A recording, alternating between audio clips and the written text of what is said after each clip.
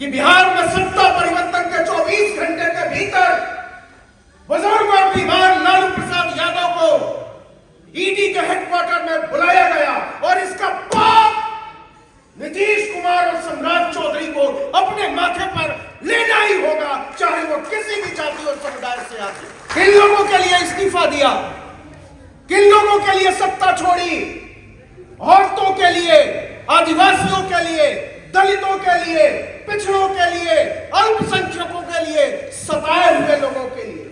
और ये राजनीति शिक्षा की विरोधी है, ये राजनीति बराबरी की विरोधी है, ये राजनीति समानता की विरोधी है, ये राजनीति न्याय की विरोधी है, ये राजनीति मनुष्यता की विरोधी है। आप कहते हो कि सत्ता हासिल करना मेरा लक्ष्य है और बहुजन को केवल सत्ता हासिल करने से सब कुछ हासिल हो जाएगा। झूठ! वो तमाम लोग, चाहे वो किसी भी जाति के हो, चाहे वो किसी भी समुदाय, पंथ और मजहब के हो, चाहे वो मेरी ही जाति के हो, चाहे वो दलित हो, पिछड़े हो, आदिवासी हो, अगर उन्होंने हमें कलम छीन कर हमारे हाथों से, हमारे हाथों में दिया थमा दिया है, हमारे हाथों में अगरबत्ती मोमबत्ती किसी मंदिर का घंटा थमा दिया है, वो हमारी नजरों में गद्दार है। इस पूरे देश में किसी का भी काम किसी भी बाबा के बिना चल सकता है।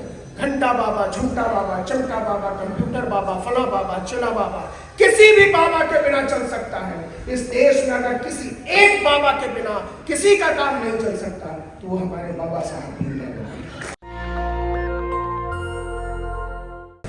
तो मैं अपने आप से पूछ रहा था कि वाकई सरकारों के बदल जाने से व्यवस्थाएं बदल जाती, क्या वाकई सरकारों के बदल जाने से हक अधिकार मिल जाया है? और क्या वाकई किसी सत्ता में बहुत सारे लोगों का बने होना ही हक और अधिकार मिलने की गारंटी है? तो मेरा मन कहता है मैं कहूं नहीं। और ये बात मैं जोर देकर इसलिए कहना चाहता हूं कि मैं लोहिया कर्पूरी और शहीद जगदेव का वैचारिक शिष्य, और कर्पूरी कहा करते थे कि वैचारिक तौर पर भ्रष्ट और पतित लोग किसी भी समाज का भला नहीं कर सकते, वो चाहे किसी भी समुदाय से आते हो। ये काफी नहीं है कि हमारे समुदाय के लोग कुछ भी करके, कुछ भी कह के और किसी भी तरीके से सत्ता में बने रहे। और यह बात मुझे चीख कर इसलिए कहनी पड़ रही है कि बिहार में सत्ता परिवर्तन के 24 घंटे के भीतर बुजुर्ग और बीमार लालू प्रसाद यादव को ईडी के हेडक्वार्टर में बुलाया गया और इसका पाप नीतीश कुमार और सम्राट चौधरी को अपने माथे पर लेना ही होगा, चाहे वो किसी भी जाति और समुदाय से आते।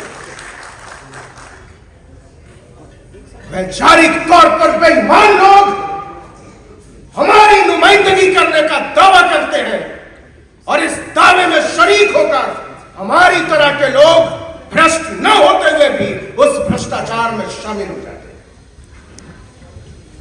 यह समझना पड़ेगा, और समझना इसलिए पड़ेगा कि आज हम उस मुहाने पर खड़े हैं जहां हम विचार और सत्ता में से एक को साफ साफ चुनना पड़ेगा। और मैं जोर देकर कहना चाहता हूं कि अपने विचारों को बचाकर आप सत्ता फिर भी हासिल कर लेंगे, लेकिन आप सत्ता को बचाकर 7 जन्म में विचारों को हासिल नहीं कर पाएंगे। जो लोग अपने आप को बाबा साहब का शिष्य बताते हैं, जो लोग फुले और पेरियार का नाम लेते हैं, उन सौदागरों से मैं साफ तौर पर संवाद करना चाहता हूं कि आप हमारे समाज के मासूम लोगों को बरगलाना बंद करिए और बंद करिए सत्ता के तलवे चाटना। हम सिर्फ सत्ता हासिल नहीं करना चाहते, और सत्ता हक अधिकार की गारंटी नहीं है। एक बहुत सारे रास्तों में से एक रास्ता है, बहुत सारे रास्ते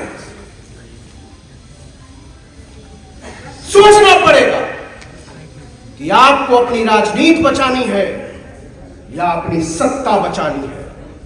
मैं बाबा साहब के बेईमान चेहरों से कहना चाहता हूं कि बाबा साहब को पढ़ो। अगर बाबा साहब ने इस्तीफा नहीं दिया होता हिंदू कोड बिल के विरोध में, तो आज हमारे सामने बाबा साहब का कद इतना ऊंचा नहीं होता। किन लोगों के लिए इस्तीफा दिया, किन लोगों के लिए सत्ता छोड़ी? औरतों के लिए, आदिवासियों के लिए, दलितों के लिए, पिछड़ों के लिए, अल्पसंख्यकों के लिए, सताए हुए लोगों के लिए।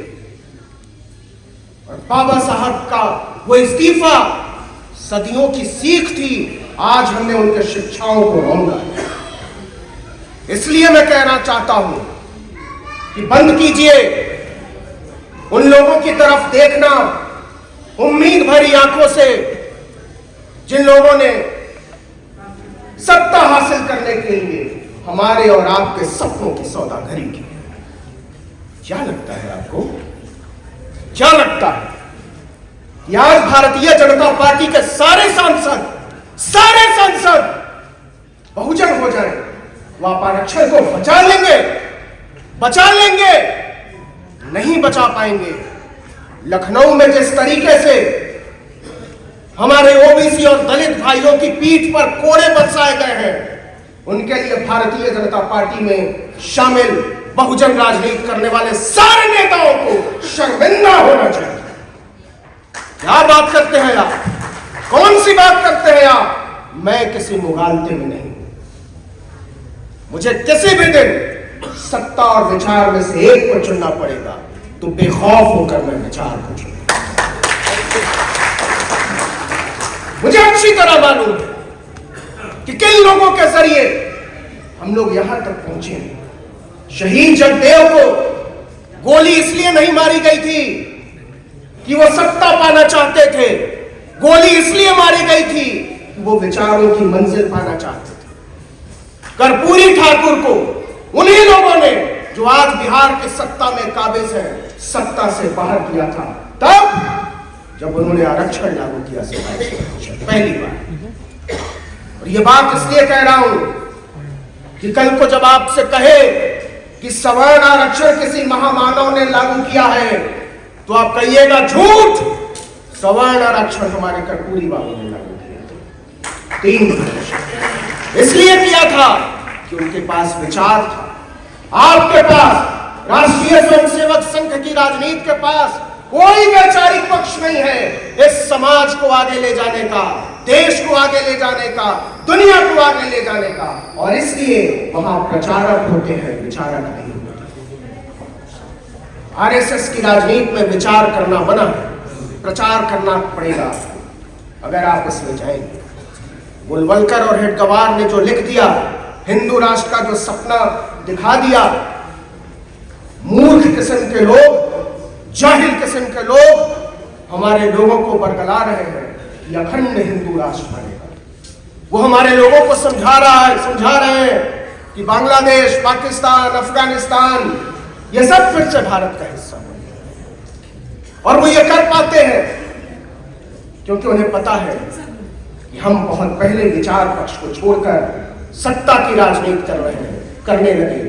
और इसलिए सत्ता के लालच में हमारे वो लोग जिनसे हमने विचार पक्षता की उम्मीद लगाए बैठे थे, वो उनके तल में चले गए। इस बात को बहुत महीन तरीके से समझने की जरूरत है मेरे दोस्त, मेरी माओ, मेरी बहनों, मेरे बुजुर्गों।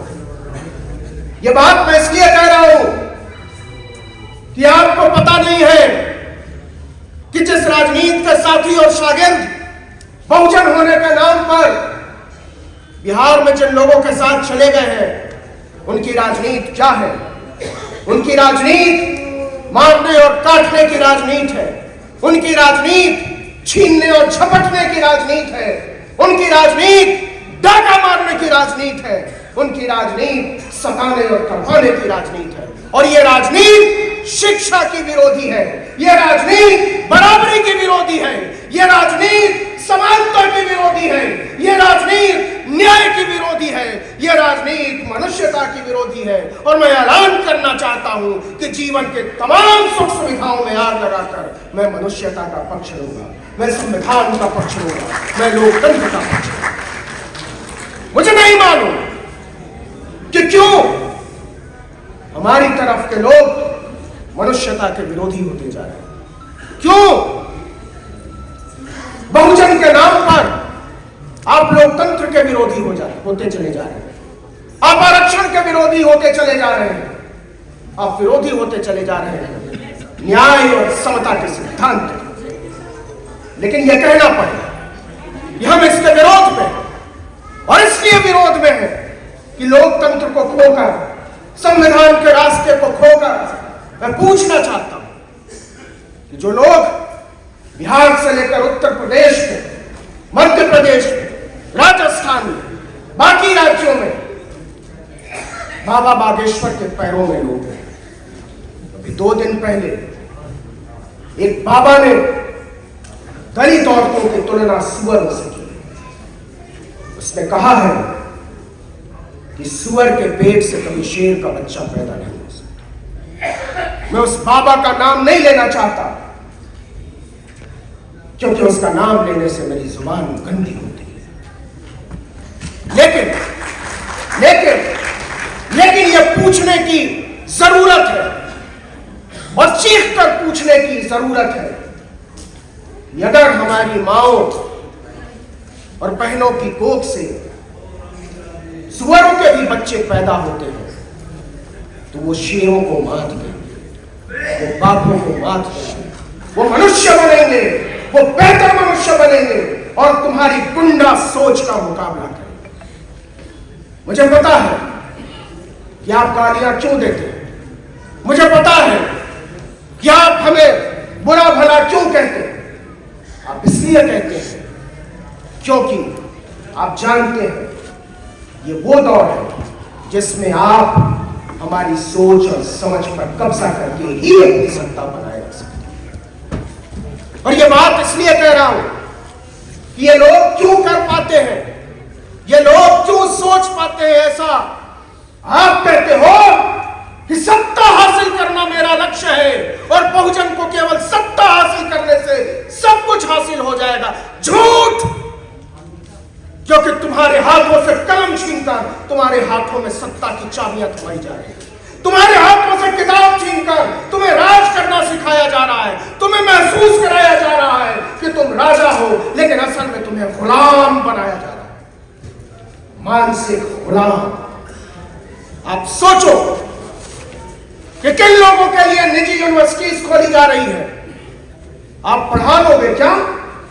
अशोका यूनिवर्सिटी में अपने बच्चों को 1 साल की फीस कम से कम 10 लाख रुपए है।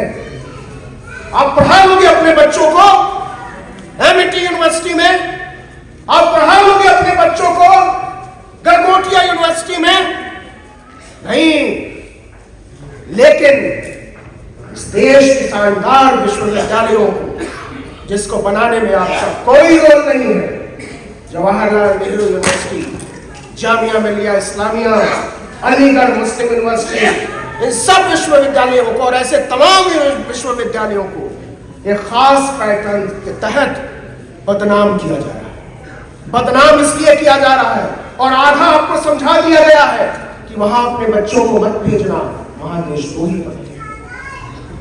ऐसा इसलिए किया जा रहा है कि इन विश्वविद्यालयों में पहुंचने से उनको दिक्कत है। आप जाओ दिल्ली यूनिवर्सिटी, आपने प्रोफेसर रतनलाल का नाम सुना होगा। जब आप रतनलाल के घर जाएंगे तो उनके घर से थोड़ी ही दूरी पर एक रिलैक्सो सेंटर है। जब भी मैं उनके घर जाता हूं, मुझे वो रिलैक्सो सेंटर खटकता है और मेरी समझ में नहीं आता कि एक यूनिवर्सिटी में जूते चप्पल बनाने वाली कंपनी का क्या काम हो सकता है।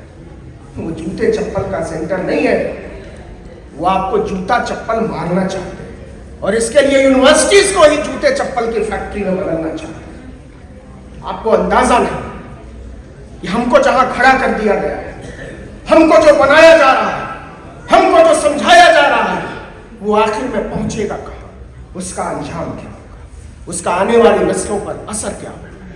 इसलिए मेरे दोस्त, मेरे भाई, मेरे बुजुर्गों, मेरी माओ, मेरी बहनों, अपने आप को नहीं, अपने आने वाली नस्लों से नजरें मिलाओ, अपने बच्चों से नजरें मिलाओ, उन लोगों से नजरें मिलाओ जो तुम्हारी नजरों में आंख डालकर कह रही है कि हमें बचाओ, हमें बचाओ, हमें बचाओ। लेकिन क्या आदमी को बचाना सिर्फ एक शरीर को बचाना है, या फिर उम्मीदों को बचाना है, विश्वास को बचाना है, अधिकार को बचाना है, समानता, न्याय, बंधुत्व, जनपक्षधरता को बचाना है? मैं बार बार इस बात को जोर देकर इसलिए कह रहा हूं कि जिस तरीके से हमारी विचार पक्षता को, हमारी विचारधरता के आगे मूर्तियां रखी जा रही है। 22 जनवरी की रात मैं दिल्ली के all India institute of medical sciences AIIMS के बाहर रात के 11:30 बजे घूम रहा था। क्या आप अंदाजा लगाएंगे कि सड़क पर खुले आसमान के नीचे सैकड़ों लोग फुटपाथ पर सो रहे थे, खुले आसमान के नीचे, जब दिल्ली का तापमान 4 डिग्री सेल्सियस से नीचे है। लेकिन उन्हें इलाज की जगह नहीं मिल रही, उन्हें सोने की जगह नहीं मिल रही, उन्हें दवाइयां नहीं मिल रही, उन्हें डॉक्टर मुयस्सर नहीं है, लेकिन फुटपाथ पर सो रहे हर आदमी के सिरहाने पर एक दिया जल रहा था। 22 जनवरी की रात। उनमें से ज्यादातर लोग दलित थे, पिछड़े थे, आदिवासी थे, पसमानदा थे। हमारे लोगों को किन लोगों ने सिखाया कि तुम्हें अपने सिरहाने दिया रखने की जरूरत है, कलम रखने की जरूरत नहीं है, किताब रखने की जरूरत नहीं है? किन लोगों ने सिखाया कि तुम्हें अपना अधिकार बचाने की जरूरत नहीं है, तुम्हें अपने भीख मांगने की जरूरत है? वो तमाम लोग, चाहे वो किसी भी जाति के हो, चाहे वो किसी भी संप्रदाय, पंथ और मजहब के हो, चाहे वो मेरी ही जाति के हो, चाहे वो दलित हो, पिछड़े हो, आदिवासियों हो, अगर उन्होंने हमें कलम छीन कर हमारे हाथों से, हमारे हाथों में दिया थमा दिया है, हमारे हाथों में अगरबत्ती, मोमबत्ती, किसी मंदिर का घंटा थमा दिया है, वो हमारी नजरों में गद्दार है। वो हमारी नजरों में गद्दार है, क्योंकि हम अपनी शिक्षाओं से समझौता करने को राजी नहीं है। आज कुछ लोगों के साथ हो रहा है, कल ज्यादातर लोगों के हाथों में अब लाठी और बल्लम देखें। वो कौन लोग हैं जिन्हें इस देश के 20 करोड़ लोगों के खिलाफ मानसिक तौर पर तैयार किया जा रहा है? वो कौन लोग हैं जिनके हाथों में लाठी और बल्लम थमाया जा रहा है? वो कौन लोग हैं जिन्हें त्रिशूल थमाया जा रहा है? आपने सुना होगा कि बिहार के नए उप मुख्यमंत्री, जिन्हें बहुजन कहते हुए बहुत सारे लोगों को नाज होता है, उन्होंने नीतीश कुमार को सत्ता से हटाए बिना पगड़ी न हटाने की कसम खाई थी। अब वो पगड़ी हटाने वाले हैं, बाल मुटाने वाले हैं, और इसके लिए उन्होंने अयोध्या पहुंचा। तो आपको गर्व होता हो तो हो, आप उन्हें बहुजन मानते हो तो माने, आपको इस पर नाज होता हो तो हो, मुझे नहीं, क्योंकि मुझे पता है कि वो जिस रास्ते पर देश को ले जाना चाहते हैं, वो जिस रास्ते पर बिहार को ले जाना चाहते हैं, जिस रास्ते पर नागरिक को मोड़ना चाहते हैं, वो रास्ता मेरा रास्ता नहीं है।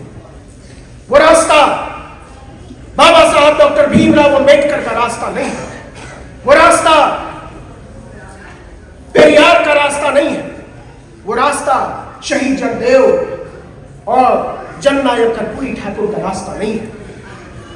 रास्ते आसान नहीं होते मेरे दोस्त, नए रास्ते बनाने पड़ते हैं। आपको अगर बढ़े हुए रास्तों पर चलने की आदत पड़ गई है, अगर आपको आलसी बना दिया जा चुका है, तो आप फिर अपनी गुलामी की तैयारी करिए, मैं वैचारिक आजादी की तैयारी करूंगा। लेकिन अगर आप चाहते हैं कि हमारा और आपका रास्ता एक हो, अगर आप चाहते हैं कि हम सिर्फ अपने लिए नहीं, अपने आने वाली नस्लों के लिए रास्ता बनाकर चले, तो हम और आप चलिए मिलकर एक नया रास्ता।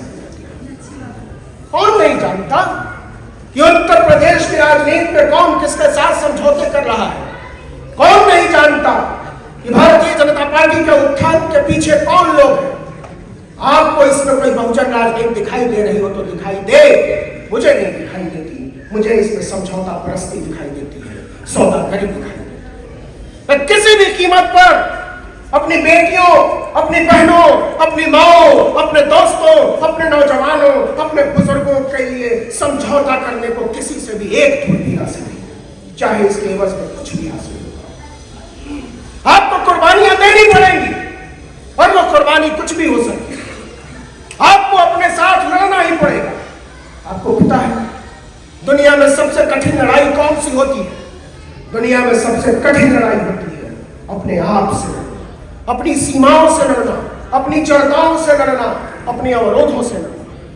मैं एक मर्द हूं और इसलिए खास तौर पर यहां बैठे तमाम मर्दों से कहना चाहता हूं कि हम चाहे जितने समान धर्मा हो जाए, हम चाहे जितने प्रगतिशील हो जाए, हम चाहे जितने जुझारू जागरूक उदार हो जाए, लेकिन थोड़ा सा स्त्री विरोध हमारे भीतर बचा है। मर्द बुनियादी तौर पर औरतों का विरोधी होता है। हम सीख रहे हैं औरतों को अपने समान महसूस करना।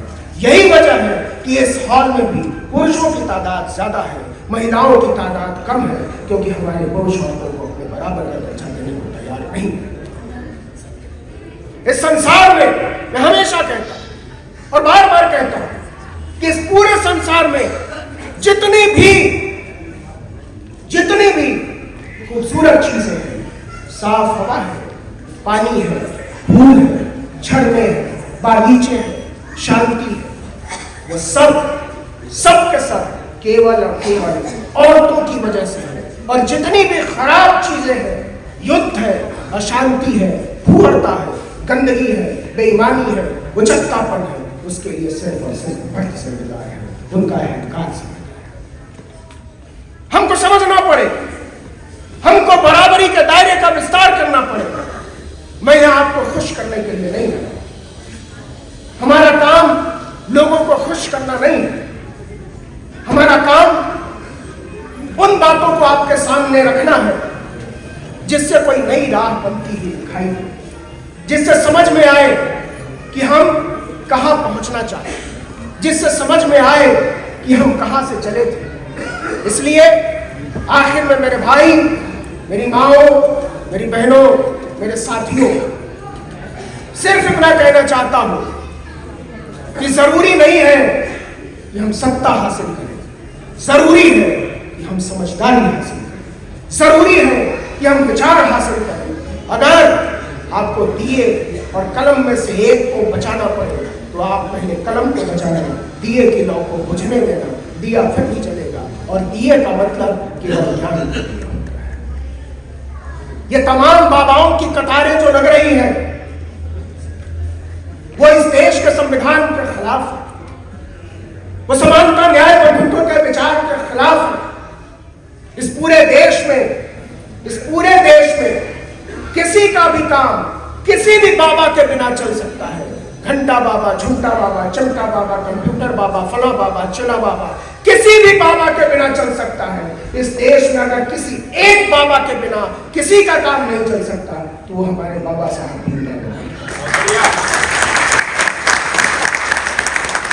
इसलिए तमाम बाबाओं को खारिज करो ताकि हमारे इकलौते बाबा को बचाया जा सके। इसके अलावा अपने आप को बचाने का, इस देश को बचाने का, समानता, न्याय और बंधुत्व के विचार को बचाने का कोई रास्ता नहीं है। तो करा के दंगा, जला के बस्ती, करा के दंगा, जला के बस्ती, मुआवजा बांटता है जो अब उठो के मिलजुल कर हमको उसका खाना खाना। बहुत बहुत शुक्रिया। नेशनल दस्तक की आपसे गुजारिश है कि अगर इसको बचाना चाहते हैं तो नेशनल दस्तक को सब्सक्राइब करने के लिए रेड कलर के सब्सक्राइब बटन को दबाएं, फिर बेल आइकन की घंटी दबाएं। नेशनल दस्तक को बचाने के लिए बहुत जरूरी है कि हर खबर को शेयर करें, लाइक करें, कमेंट जरूर करें।